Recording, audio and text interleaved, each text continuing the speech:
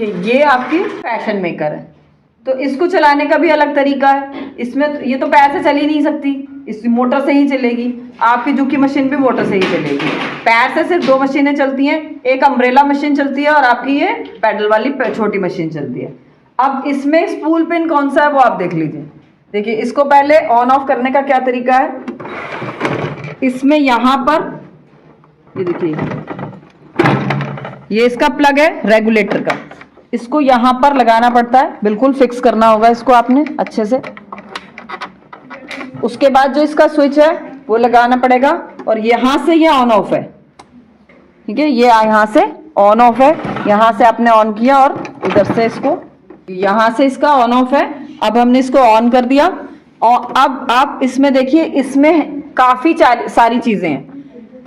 इसमें आपके 2 फुट लगते हैं, उसके अलावा भी लगते हैं। मेनली 2 फुट कैसे लगते हैं, ये आपका पिको का बूट है, इससे आपकी पिको होती है।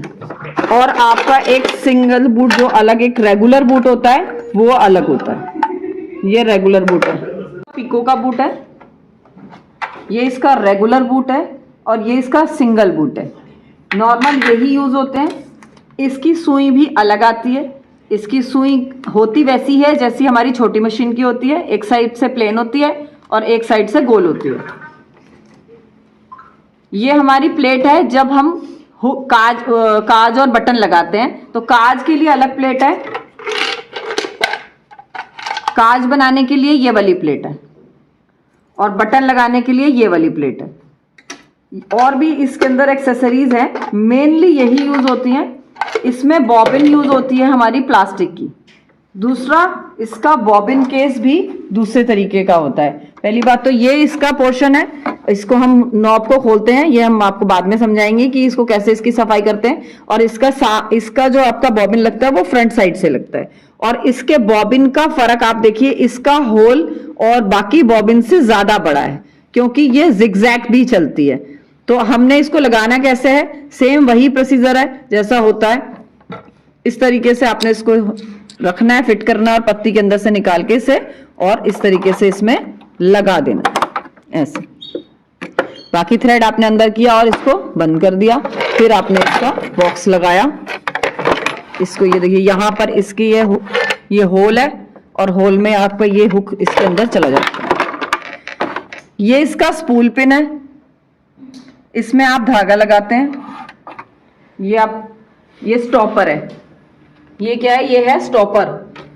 ये छोटा स्टॉपर है, अगर आप इसके अंदर बड़ी रील लगाते हैं तो बड़ा स्टॉपर होता है वो लगाया जाता है। तो रील आप कैसे लगाएंगे, ऐसे लगाएंगे और इसको स्टॉपर से रोक देंगे। अगर स्टॉपर नहीं है तो ये रील नहीं रुकेगी। दूसरी बात, अब हम इसमें कैसे धागा भरते हैं, तो इसमें पहले हम इस हुक के अंदर से धागा लगाते हैं, फिर हम इसके ऊपर लपेटकर, और ये हमारा बॉबिन वाइंडर है, हमने इसको लगाया और इस तरह से हमने रेगुलेटर से लगाया।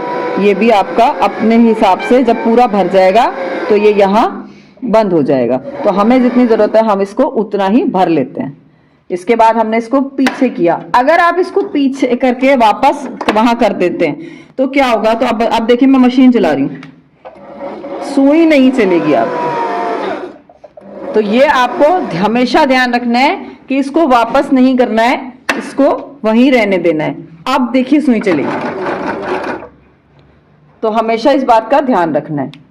अब इसमें धागा डालने का क्या तरीका है, ये देखिए इसमें लिखा है, नंबरिंग है। 1 इसके नीचे से डाला, 2, फिर इसके बाद 3, फिर इसके नीचे से टर्न किया और अब यहां से मैंने हैंड व्हील घुमाया,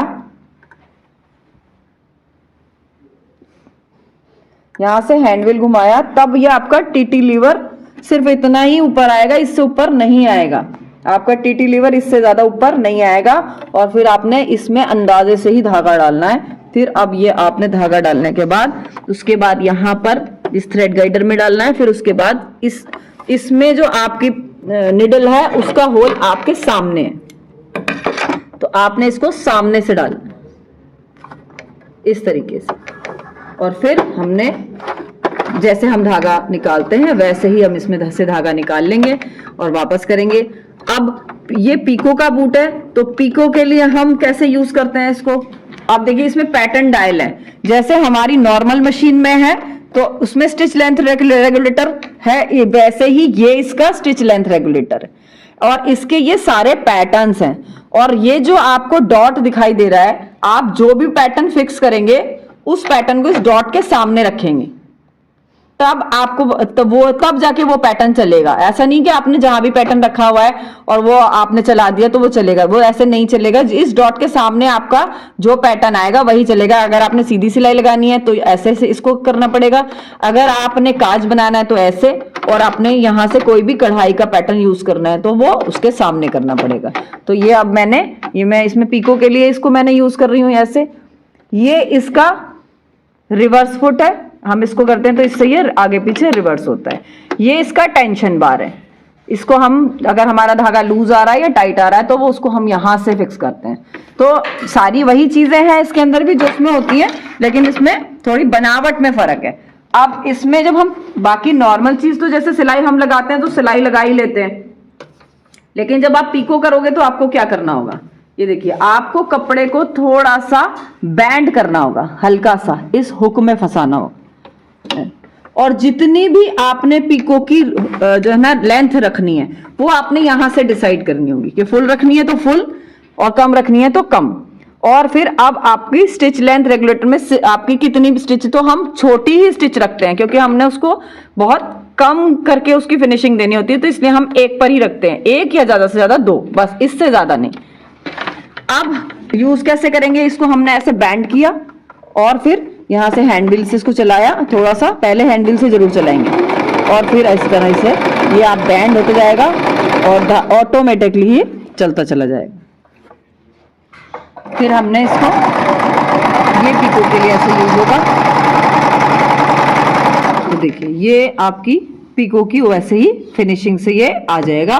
और इसको लगाने और हटाने का तरीका क्या है, इसको लगाने और हटाने का तरीका है, ये देखिए ये आप यहां से इसको प्रेस करेंगे तो ये हट जाएगा, ये आप हट गया।